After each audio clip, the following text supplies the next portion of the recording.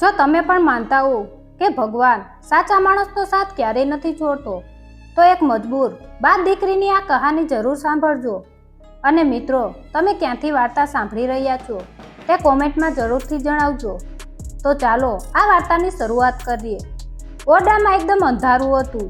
છતમાંથી ટપકતું પાણી એક તૂટેલા વાસણમાં પડી રહ્યું હતું. ટપ ટપ ટપ.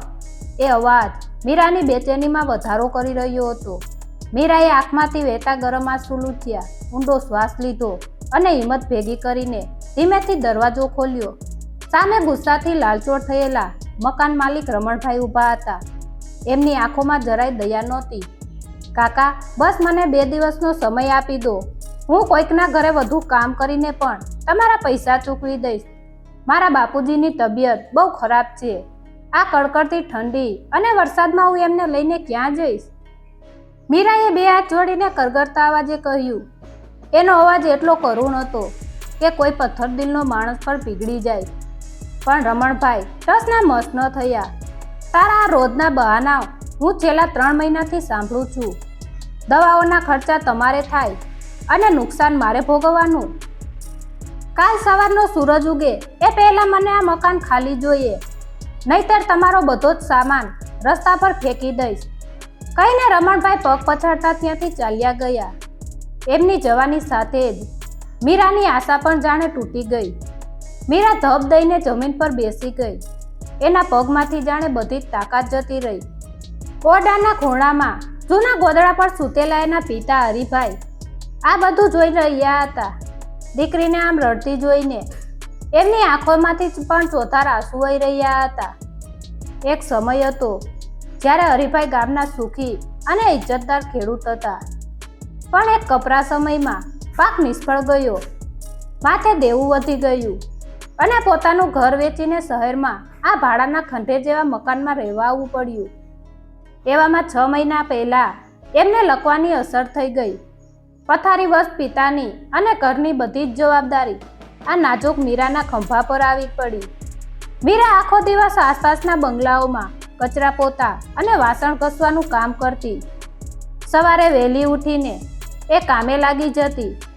ઘણીવાર શેઠાણીઓના કડવા વેણ સાંભળવા પડતા. ક્યારેક કોઈ વાસી રોટલી આપી દે તો એ પોતાના પિતા માટે બાંધી લાવતી અને પોતે ભૂખ્યા પેટે પાણી પીને સૂઈ જતી. આટલી મહેનત છતાં જે થોડા રૂપિયા મળતા તે સીધા જ મેડિકલ સ્ટોર પર પિતાની મોંઘી દવાઓમાં જતા રહેતા. ઘરનું ભાડું ભરવા માટે 1 રૂપિયો પણ બચ્યો નહોતો. બેટા મીરા, હરિભાઈએ કાપતા અવાજે કહ્યું, મને માફ કરજે દીકરા.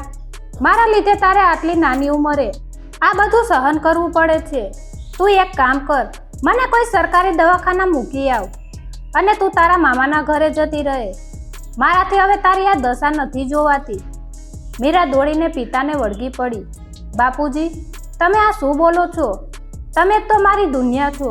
જ્યાં સુધી મારા શરીરમાં જીવ છે હું તમને ક્યાંય નહીં જવા દઉં.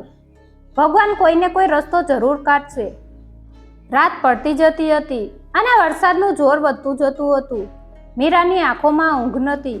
એ વિચારતી હતી કે કાલ સવારે શું થશે. શું ખરેખર એમને રસ્તા પર રહેવાનો વારો આવશે? ઘરમાં ખાવા માટે એક દાણો પણ નહોતો.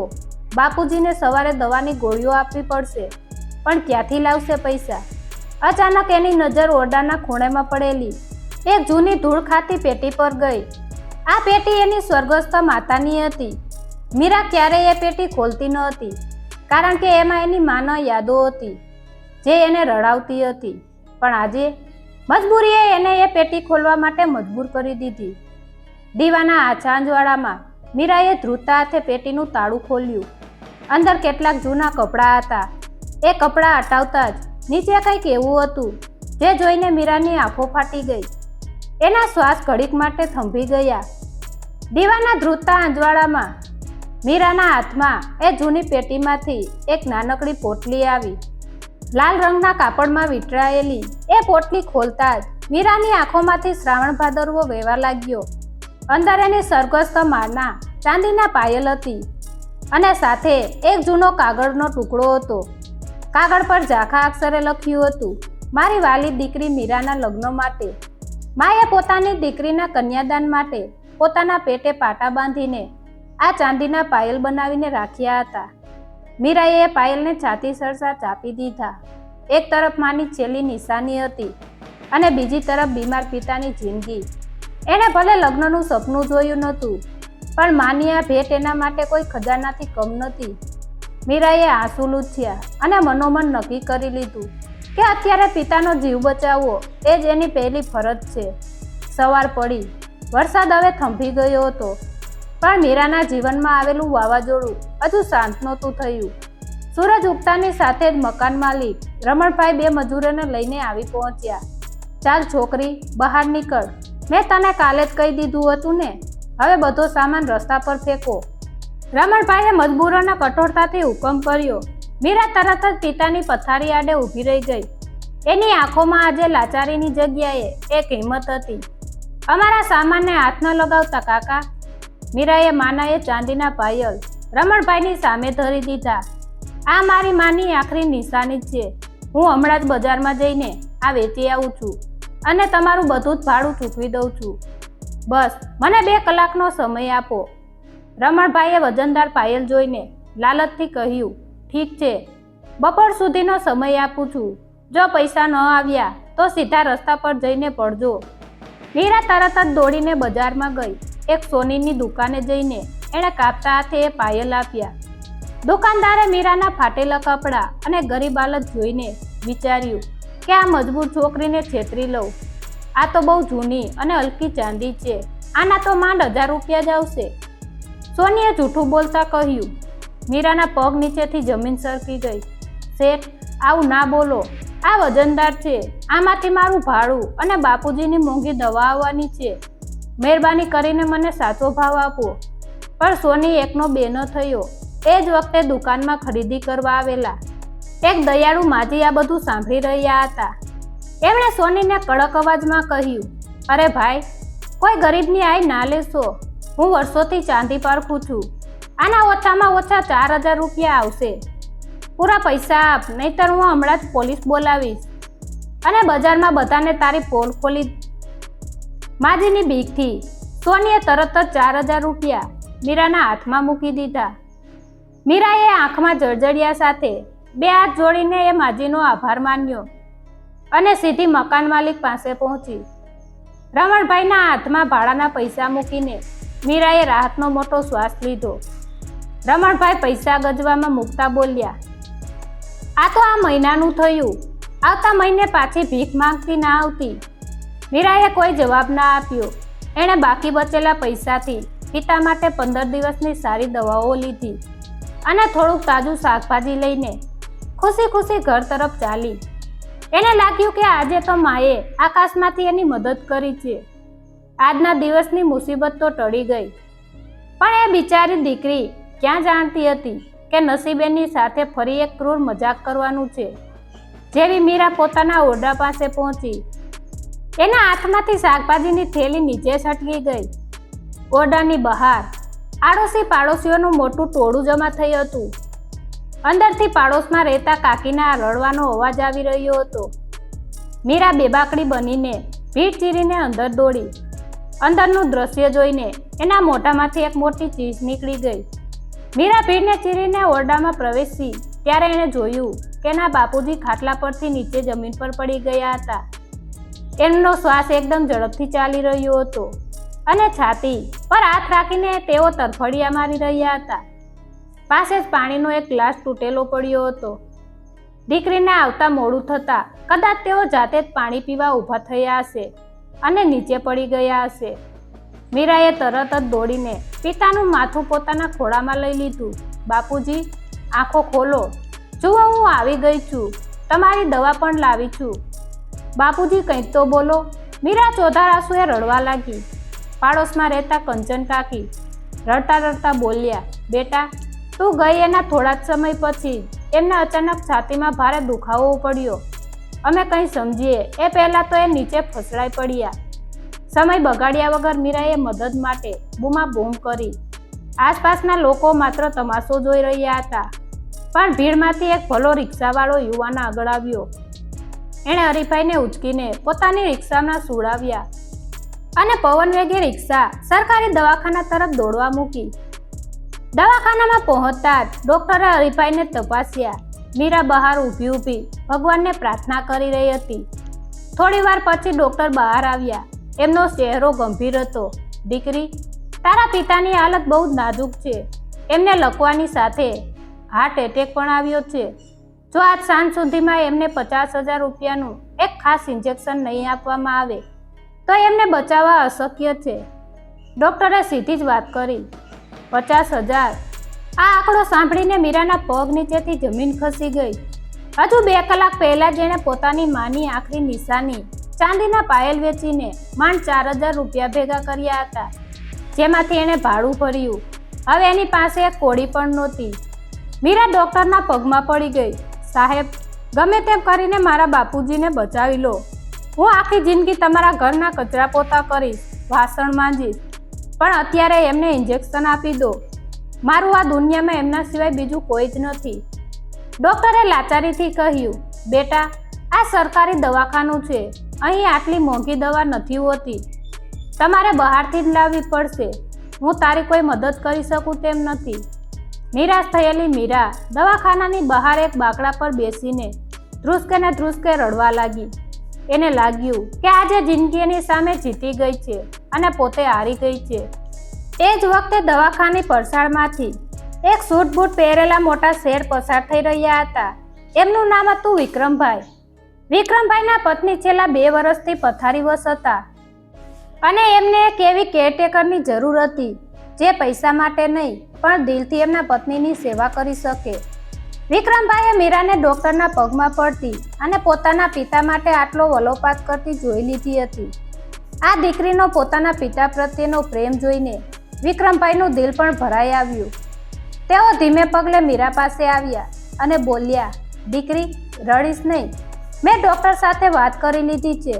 તારા પિતાની દવાઓ અને ઇન્જેક્શનનો બધો જ ખર્ચો હું આપીશ. મીરાએ આંસુ ભરેલી આંખે ઉપર જોયું. એ તરત જ 2 હાથ જોડીને ઊભી થઈ ગઈ. શેઠ, તમારો આ ઉપકાર હું 7 જન્મ સુધી નહીં ભૂલું. પણ સાહેબ, હું મફતમાં કોઈની મદદ નથી લેતી. મારામાં ખૂબ તાકાત છે. તમે કહેશો એ કામ હું કરીશ. બોલો, મારે તમારા માટે શું કામ કરવાનું છે? વિક્રમભાઈએ એક ઊંડો શ્વાસ લીધો અને કહ્યું, જો તું 24 કલાક મારા ઘરે રહીને મારા બીમાર પત્નીની એક દીકરીની જેમ સેવા કરે તો તારા પિતાની દવાનો નહીં પણ એમના રહેવા જમવાનો બધો જ ખર્ચ હું ઉપાડી લઈશ.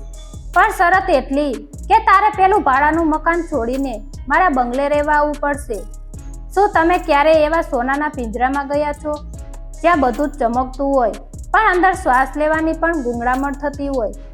પોતાના બીમાર પિતાનો જીવ બચાવવા માટે મીરાએ વિક્રમની શરત તો માની લીધી, પણ એ બિચારી ક્યાં જાણતી હતી કે આ આલિશાન બંગલાના મોટા લોખંડી દરવાજા પાછળ એના માટે કેવી મોટી કસોટી રાહ જોઈ રહી છે.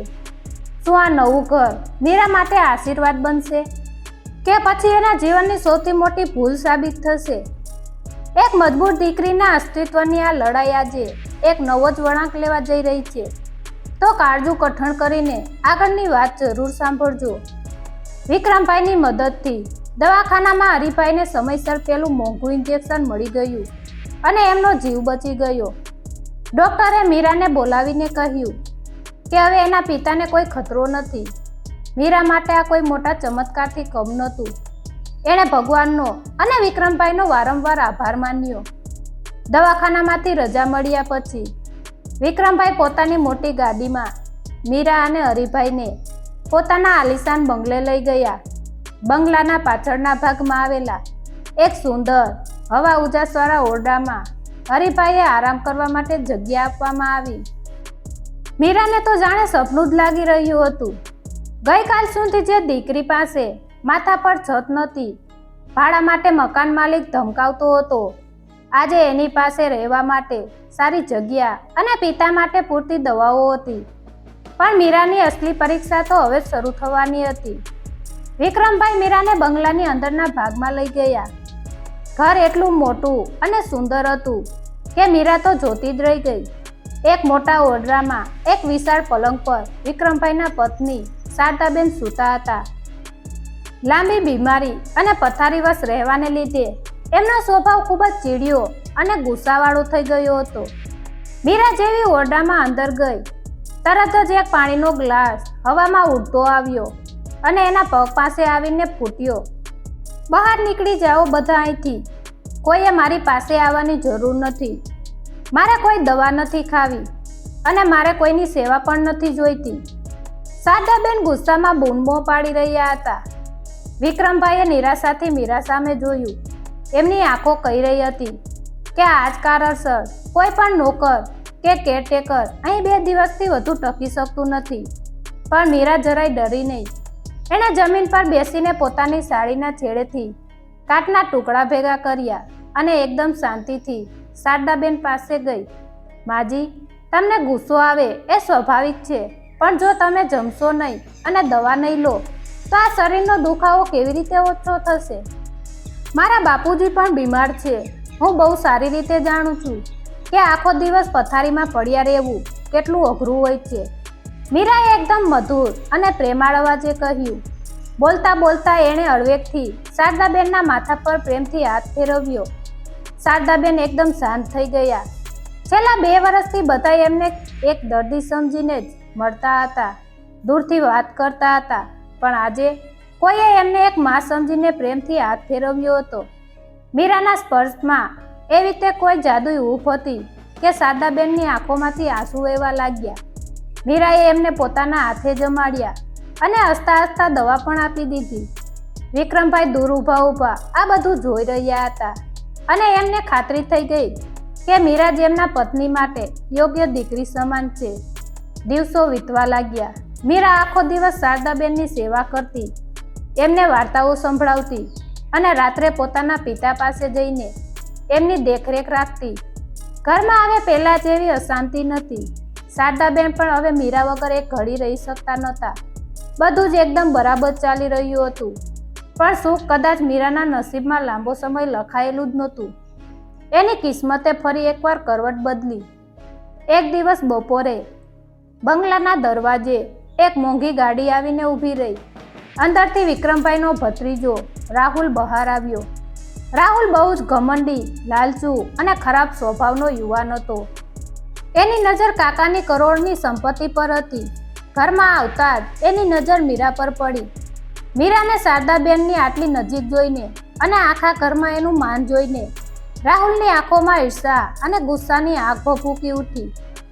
એ તરત જ સમજી ગયો કે જો આ રૂપાળી અને ભોળી છોકરી આ ઘરમાં રહેશે તો કાકીની બધી જ મમતા એના પર ઢોળાશે અને સંપત્તિ કદાચ એના નામે થઈ જશે. રાહુલે તરત જ મીરાને ઘરમાંથી કાયમ માટે બહાર કાઢવા માટે એક ખતરનાક કાવતરું ઘડી કાઢ્યું. રાહુલની આંખોમાં મીરા પ્રત્યે નફરતનું ઝેર ભરાઈ ચૂક્યું હતું. એ કોઈ પણ ભોગે મીરાને આ ઘરમાંથી કાઢવા માંગતો હતો. એના મનમાં એક કાળું ષડયંત્ર ઘડાઈ ચૂક્યું હતું. એક દિવસ બપોરના સમયે જ્યારે મીરા રસોડામાં શારદાબેન માટે ગરમ સૂપ બનાવી રહી હતી અને શારદાબેન પોતાના ઓરડામાં ઊંઘી રહ્યા હતા, ત્યારે રાહુલે મોકો જોયો. એ દબાતા પગલે કાકીના રૂમમાં ગયો. એણે ધીમેથી કબાટ ખોલ્યો અને અંદર પડેલો શારદાબેનનો સૌથી કિંમતી સોનાનો હાર કાઢી લીધો. હાર ખિસ્સામાં સંતાડીને એ સીધો બંગલાના પાછળના ઓરડામાં ગયો, જ્યાં મીરાના બીમાર બાપુજી સૂતા હતા. બપોરનો સમય હોવાથી મીરાના બાપુજીની આંખ પણ લાગેલી હતી. રાહુલે ચૂપચાપ ઓરડાના ખૂણામાં પડેલી મીરાની જૂની ફાટેલી થેલી ખોલી. એ થેલીમાં પેલો સોનાનો હાર સંતાડી દીધો અને ત્યાંથી લૂંચું હસતો હસતો બહાર નીકળી ગયો. એને ખબર હતી કે ગરીબ માણસ પર ચોરીનો આરોપ લગાવવો અને એને સાબિત કરવો બહુ સહેલું કામ છે. સાંજે જ્યારે વિક્રમભાઈ ઓફિસેથી ઘરે આવ્યા ત્યારે રાહુલે ઘરમાં મોટો હોબાળો મચાવી દીધો. કાકા, અનર્થ થઈ ગયો. કાકીનો પેલો કિંમતી સોનાનો હાર કબાટમાં નથી. મેં આખું ઘર શોધી લીધું પણ ક્યાંય નથી મળ્યો. મને તો આ નવી આવેલી કેરટેકર મીરા પર જ શક છે. ગરીબ લોકોની દાનત ક્યારે બગડી જાય એનું શું નક્કી? રાહુલે બનાવટી ચિંતા બતાવતા કહ્યું. વિક્રમભાઈને રાહુલની આ વાત પર જરાય વિશ્વાસ ન આવ્યો. અરે રાહુલ, મીરા એવી છોકરી નથી. એણે તો તારી કાકીની નિસ્વાર્થ ભાવે એક દીકરીની જેમ સેવા કરી છે, વિક્રમભાઈએ સમજાવતા કહ્યું. પણ રાહુલના માનવા તૈયાર નહોતો. એણે જીદ પકડી કે જો મીરા સાચી હોય તો એના ઓરડાની તલાશી લેવામાં શું વાંધો છે? આખરે રાહુલ, વિક્રમભાઈ અને ઘરના બીજા નોકરો પાછળના ઓરડામાં પહોંચ્યા. મીરાએ એ વખતે પોતાના પિતાને દવા આપી રહી હતી. અચાનક આટલા બધા લોકોને ગુસ્સામાં જોઈને મીરા ગભરાઈ ગઈ. વિક્રમભાઈ કંઈ બોલે એ પહેલા જ રાહુલ સીધો મીરાની જૂની થેલી પાસે ગયો અને બધો સામાન જમીન પર ફેંકવા લાગ્યો. થોડી જ વારમાં એ થેલીના તળિયેથી પેલો ચમકતો સોનાનો હાર નીચે પડ્યો. પોતાની થેલીમાંથી હાર નીકળતા જોતા જ મીરાના પગ નીચેથી જમીન ખસી ગઈ. વિક્રમભાઈની આંખો આઘાતથી પોળી થઈ ગઈ. મીરાને કંઈ જ સમજાતું નહોતું કે આ હાર એની થેલીમાં કેવી રીતે આવ્યો. જોયું કાકા, મેં નહોતું કહ્યું કે આ ભોળી દેખાતી છોકરી અંદરથી કેટલી લુચ્ચી છે. આણે જ કાકીનો હાર ચોર્યો છે. આને હમણાં જ પોલીસના હવાલે કરો. રાહુલે જોરથી બૂમો પાડતા કહ્યું. મીરા ચોધાર આંસુએ રડવા લાગી. એ દોડીને વિક્રમભાઈના પગમાં પડી ગઈ. શેઠ, મારા પર વિશ્વાસ કરો, મેં કોઈ ચોરી નથી કરી. હું ગરીબ જરૂર છું, પણ હું ચોર નથી. મને નથી ખબર કે હાર મારી થેલીમાં ક્યાંથી આવ્યો. મારા આ બીમાર બાપુજીના સોગંદ ખાઈને કહું છું, મેં તમારો હાર નથી લીધો. ખાટલામાં સૂતેલા હરિભાઈથી પણ ઊભા નહોતું થવાતું, છતાં તેઓ બે હાથ જોડીને ધ્રુજતા અવાજે રડતા રડતા વિક્રમભાઈને કરગરી રહ્યા હતા. શેઠ, મારી દીકરી ભૂખે મરી જશે, પણ કોઈના હકનું નહીં લે. એ નિર્દોષ છે. ઓરડામાં એકદમ સન્નાટો છવાઈ ગયો હતો. એક તરફ ભત્રીજાએ પકડેલી ચોરીનો પુરાવો હતો અને બીજી તરફ પગમાં પડેલી રડતી એક મજબૂર દીકરીના આંસુ. વિક્રમભાઈ મોટી દ્વિધામાં મુકાઈ ગયા. શારદાબેનને જ્યારે આ વાતની ખબર પડશે ત્યારે એમના બીમાર દિલ પર શું વીતશે એ વિચારને તેઓ અંદરથી હલી ગયા હતા. રાહુલનો ગુસ્સો સાતમા આસમાને હતો. એણે મીરાનો હાથ પકડીને ધક્કો માર્યો. કાકા, હવે તમે શું વિચારો છો? આ ચોરને હમણાં જ ઘરમાંથી બહાર ફેંકો. મીરા રડતી રડતી જમીન પર પટકાઈ. રાહુલનો ગુસ્સો સાતમા આસમાને હતો. એણે મીરાનો હાથ પકડીને એને ઘરની બહાર કાઢવા માટે જોરથી ખેંચી. મીરા રડતી રડતી વિક્રમભાઈ સામે જોઈ રહી હતી, પણ વિક્રમભાઈ પર પુરાવા સામે કંઈ બોલી શકવાની સ્થિતિમાં નહોતા. ખાટલા પર બેઠેલા બીમાર હરિભાઈ પોતાની દીકરીને આમ અપમાનિત થતી જોઈને ધ્રુસકે ને ધ્રુસકે રડી રહ્યા હતા. ચાલ બહાર નીકળ ચોર, રાહુલે બૂમ પાડી. અચાનક બારણા પાસે એક અવાજ ગુંજી ઉઠ્યો. થોભી જા રાહુલ. મીરાને હાથ પણ ન લગાવતો. ઓરડામાં હાજર રહેલા બધાની નજર દરવાજા તરફ ગઈ. દ્રશ્ય જોઈને સૌના શ્વાસ થંભી ગયા. છેલ્લા 2 વર્ષથી પથારીવશ રહેલા શારદાબેન એક નોકરાણીનો સહારો લઈને માંડ માંડ ઊભા હતા. એમના ચહેરા પર અત્યારે બીમારી નહીં, પણ એક માનો ગુસ્સો હતો. વિક્રમભાઈ દોડીને એમને પકડવા ગયા. અરે શારદા, તું અહીં શા માટે આવી? તારી તબિયત ખરાબ છે. મને કંઈ નથી થયું વિક્રમ, શારદાબેને આપતા આપતા કહ્યું. જો હું અત્યારે અહીં ન આવી હોત તો મારા ઘરની લક્ષ્મી જેવી દીકરી આજે રસ્તા પર રઝળતી થઈ જાત. આ હાર મીરાએ નથી ચોર્યો, પણ આ પાપી રાહુલે ચોર્યો છે. આ સાંભળીને રાહુલના પગ નીચેથી જમીન સરકી ગઈ. એનો ચહેરો ફીકો પડી ગયો. કાકી, તમે આ શું બોલો છો? હું શા માટે હાર ચોરું? રાહુલે ડરતા ડરતા બચાવ કરવાનો પ્રયત્ન કર્યો. શારદાબેને આગળ કહ્યું. બપોરે જ્યારે તું મારા ઓરડામાં આવ્યો હતો ત્યારે હું ઊંઘતી નહોતી. મારી આંખો થોડી ખુલ્લી હતી. મેં સ્પષ્ટ જોયું હતું કે તે ચૂપચાપ આવીને મારા કબાટમાંથી હાર કાઢ્યો અને ખિસ્સામાં સંતાડી દીધો. મને એમ કે તારે પૈસાની જરૂર હશે એટલે લઈ ગયો હશે, પણ મને ક્યાં ખબર હતી કે તું આ મારી માસૂમ દીકરી મીરાને ફસાવવા માટે આવું નીચ કાવતરું ઘડીશ. વિક્રમભાઈનો ગુસ્સો હવે બેકાબૂ બની ગયો હતો. એમણે આગળ વધીને રાહુલના ગાલ પર એક સણસણતો તમાચો મારી દીધો. નીકળી જા મારા ઘરમાંથી. જે દીકરીએ મારી પત્નીની આટલી નિસ્વાર્થ ભાવે સેવા કરી એના પર તે આવો જૂઠો આરોપ લગાવ્યો. તારા જેવા લોભી અને પાપી માણસને આ ઘરમાં કોઈ જ જગ્યા નથી. વિક્રમભાઈએ રાહુલને ધક્કા મારીને ઘરમાંથી કાઢી મૂક્યો. ત્યારબાદ શારદાબેને ધીમેથી મીરા પાસે ગયા. જમીન પર બેઠેલી મીરાને ઊભી કરીને પોતાના ગળે લગાવી લીધી. દીકરા, મને માફ કરજે. તારા જેવી પવિત્ર દીકરી પર શક કરવા બદલ અમે ગુનેગાર છીએ. તે મારી આટલી સેવા કરી છે જેટલી કદાચ મારી સગી દીકરી હોત તો પણ ન કરત.